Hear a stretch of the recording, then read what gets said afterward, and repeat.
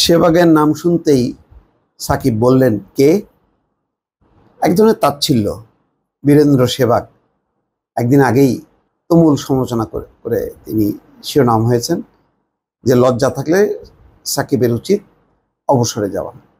স্বাভাবিকভাবে শুধু বীরেন্দ্র সেহবাগ কেন, সারা দেশের মানুষ দেখছে এই খেলা, কোনোভাবেই সাকিবের খেলায় তারা সন্তুষ্ট না।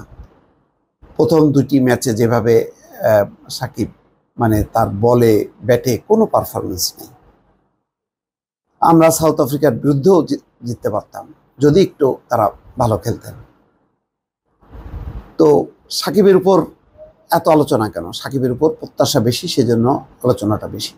সেই জন্য আমরা শুধু না, যারা সাবেক খেলোয়াড় তারা এখন বিশ্লেষণ করেন স্বাভাবিকভাবে। এখন তারা সারা জীবন খেলেছেন, তারা অবসরে, তারা তো পারফরমেন্স ভালো হলে প্রশংসা করবেন। যেমন এবার পাকিস্তানের ওই যে রশিদ লতিফ, তারপরে ওয়াকার, কারা যেন বাংলাদেশের এই মুস্তাফিজ, সাকিব, রাশিদ এদের প্রশংসা করেছে। আবার খারাপ করলে তার সমালোচনা করবে।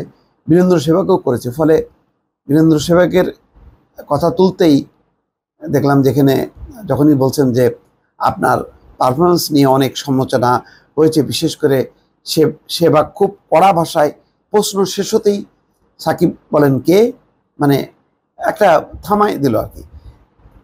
সেহবাগের নাম শোনার পর সাকিব ঠান্ডা কণ্ঠে জানিয়ে দেন, কারো সমালোচনার জবাব দেওয়া খেলোয়াড়ের কাজ না। একজন খেলোয়াড় সমালোচনাকারীদের কথার উত্তর দেওয়ার জন্য খেলেন না। খেলোয়াড়ের কাজ দলের জন্য অবদান রাখা, যেটা করতে না পারলে অনেক দিন থেকে অনেকে কথা বলবে। আমার মনে হয় না এটা খারাপ কিছু। তো ঠিক আছে, উত্তরটা ভালো, কিন্তু উত্তরটা আরও সুন্দরভাবে বলা যেত, বলতে পারতো।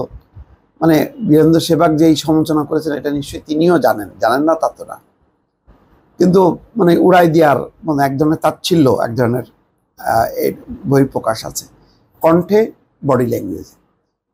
উত্তরটা যদি এইভাবে হতো, বীরেন্দ্র সেহবাগ উনি অত্যন্ত ভালো নাম করা দামি খেলোয়াড়, উনি সমালোচনা করবেন, ওনার সমালোচনাটা মাথায় রেখে ভালো করার দিকে আমার এবং আমার টিমের নজর থাকবে।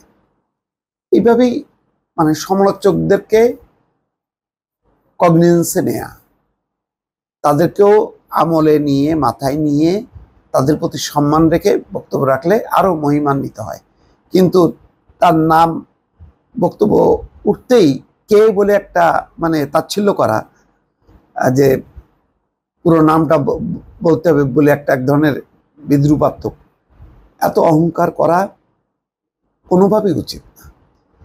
মনে রাখা উচিত লাস্ট 19টা ম্যাচে কোনো পারফরমেন্স নাই। এটা বিশ্বের যারা ভালো খেলোয়াড় তাদের ক্যারিয়ারে এরকম হয় না। খারাপ যায়, মন্দ যায়, কিন্তু এত লম্বা সময় ধরে কোনো 50 নাই, কোনো উইকেট নাই ভালো সংখ্যার দিক দিয়ে। 3টা-4টা, আগে তো সাকিব আসা মানেই হচ্ছে 4টা-5টা উইকেট প্রত্যাশিত ছিল। এখন কোথায়? নাই তো।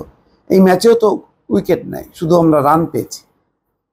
ব্যাটে বলে জ্বলে ওঠাটাই হচ্ছে সাকিবের ফর্ম, এবং বাংলাদেশ সেটাই আশা করে। আর সেটা যদি থাকতো তাহলে আমরা সাউথ আফ্রিকাকে আমরা একেবারে বাগে পেয়েও আমরা হারাতে পারলাম না। শ্রীলঙ্কার সঙ্গে একেবারে মনে হচ্ছে যে কোনো রকমে আমরা জিতলাম, কিন্তু আমরা তো এরকম খারাপ পজিশনে ছিলাম না। সেখানে সাকিবদের অবদান কি? তারপর কোথায় সৌম্য, সে তো গেছেই, লিটনের কাছ থেকে পাওয়া যাচ্ছে না। শান্ত কি এক অধিনায়ক করলো, কোনো পারফরমেন্স নাই, বাকিরা টেনে নিচ্ছে। কিন্তু সেই ক্ষেত্রে পুরনোদের মধ্যে সাকিবের উপর ভরসা বেশি। সুতরাং সাকিবকে নিয়ে সমালোচনা হবে, সেই সমালোচনাটাকে খুব শ্রদ্ধার সঙ্গে, সম্মানের সঙ্গে মাথায় নিয়ে এটা সুন্দরভাবে একটা উত্তর দেওয়াটা প্রত্যাশিত। দর্শক ভালো থাকবেন, আল্লাহ হাফেজ।